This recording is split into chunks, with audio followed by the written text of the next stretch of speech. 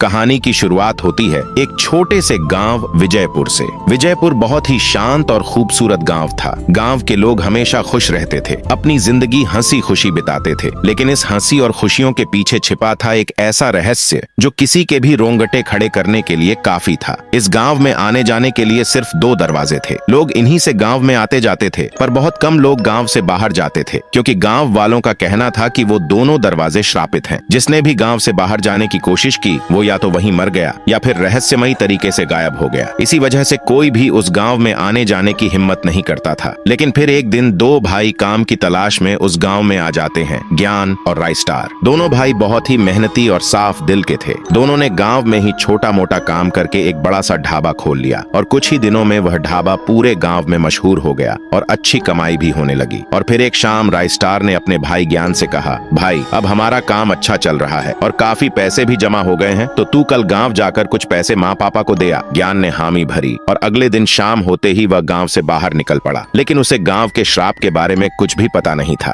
जैसे ही उसने दरवाजा पार किया, अचानक हवाएं ठंडी हो गईं और एक अजीब सा संगीत उसके कानों में बजने लगा। वह थोड़ा आगे बढ़ा ही था कि अचानक सामने धुएं का घना गुब्बार उठ खड़ा हुआ। ज्ञान ने तुरंत ब्रेक मारी और सोचने लगा, ये धुआं अचानक कहां से आ गया। वह अभी सोच ही रहा था कि उसे धुएं में से अजीब अजीब सी चीखें सुनाई देने लगी। लेकिन ज्ञान डरता नहीं, वह अपनी बाइक उस धुएं के बीच में घुसा देता है। धुएं से बाहर निकलते ही अचानक उसके सामने एक सफेद पेड़ दिखाई देता है। वह ब्रेक लगाने की कोशिश करता है, लेकिन बाइक फिसल जाती है और पेड़ से जा टकराती है। एक जोरदार धमाका होता है और उसी धमाके में ज्ञान की मौत हो जाती है। अगले दिन जैसे ही राइस्टार अपनी दुकान खोलने के लिए घर से बाहर आता है, वह देखता है कि पूरे गांव में अजीब सी अफरा तफरी मची हुई है। वह तुरंत एक आदमी को रोकता है और पूछता है, भाई ये क्या हो रहा है और गांव में ये अजीब सी हलचल कैसी है। वह आदमी कांपती आवाज में बोलता है, क्या बताऊं राय भाई, लगता है फिर कल किसी ने गांव के बाहर जाने की कोशिश की है। उसी की लाश गांव के बाहर पड़ी है और उसी की वजह से ये हलचल पूरे गांव में मची हुई है। ये सब सुनकर राइस्टार के पैरों तले जमीन खिसक जाती है। वह सोचने लगता है, कल मेरा भाई गांव के बाहर गया था, कहीं ये वही तो नहीं। वह तुरंत गांव के बाहर की ओर दौड़ पड़ता है और जैसे ही वहां पहुंचकर देखता है तो भीड़ पहले से ही जमा होती है। वह पास जाकर देखता है, वहां किसी और की नहीं बल्कि उसके भाई ज्ञान की लाश होती है। राइस्टार वहीं घुटनों के बल गिर पड़ता है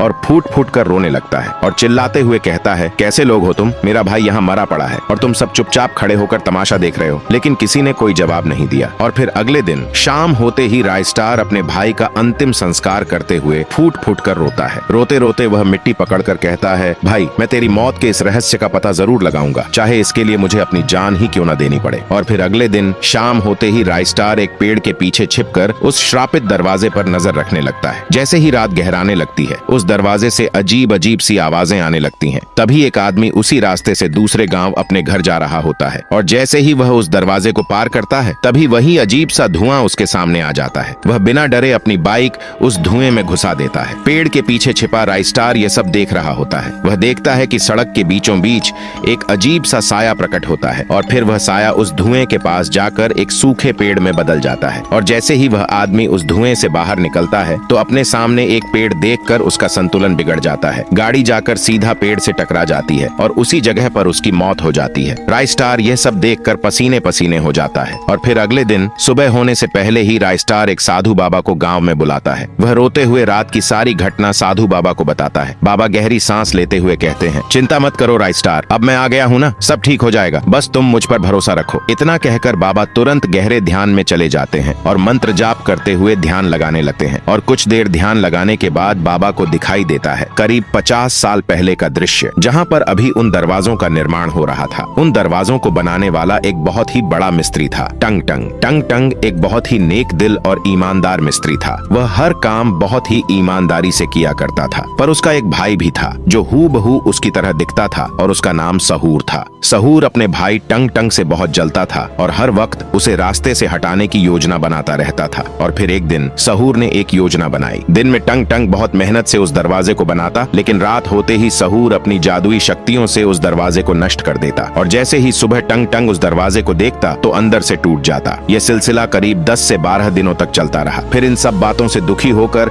टंग टंग एक शाम नदी के किनारे बैठा हुआ था। तभी उसका भाई सहूर उसके पास आया और बोला, क्या हुआ बड़े भाई, इतने उदास क्यों हो। टंग टंग बोला, क्या बताऊं छोटू, मैं हर दिन मेहनत करके दरवाजा खड़ा करता हूँ, पर सुबह होते ही पता नहीं कैसे वो दरवाजा राख में बदल जाता है। तभी सहूर बोला, भाई लगता है खराबी लकड़ी में है, तुम्हें सफेद पेड़ की लकड़ी का इस्तेमाल करना चाहिए। इतना सुनते ही टंग टंग तुरंत जंगल की ओर निकल गया, पर उसे यह ज्ञान नहीं था कि सफेद पेड़ वर्षों से श्रापित पड़ा है। वह बिना डरे जंगल जाकर उस पेड़ को काटकर गांव ले आता है और सुबह होते ही दरवाजे का काम शुरू कर देता है। शाम होते होते दरवाजा पूरी तरह तैयार भी हो जाता है। टंग टंग बहुत खुश होता है और उस रात वह चैन की नींद सोता है। लेकिन जैसे ही पूरा गांव गहरी नींद में होता है, वह दरवाजा हिलने लगता है और अचानक वही दरवाजा उस सफेद पेड़ में बदल जाता है और वहां से गायब हो जाता है। अगली सुबह गांव वालों को टंग टंग की लाश उसी दरवाजे के नीचे मिलती है। कहा जाता है कि टंग टंग की लाश अभी भी उस दरवाजे के नीचे दबी हुई है और अपने बरसों पुराने बदले का इंतजार कर रही है। इतना कहते ही बाबा का शरीर अचानक कांपने लगता है और देखते ही देखते वह उसी सूखी लकड़ी जैसी प्राणी में बदल जाता है।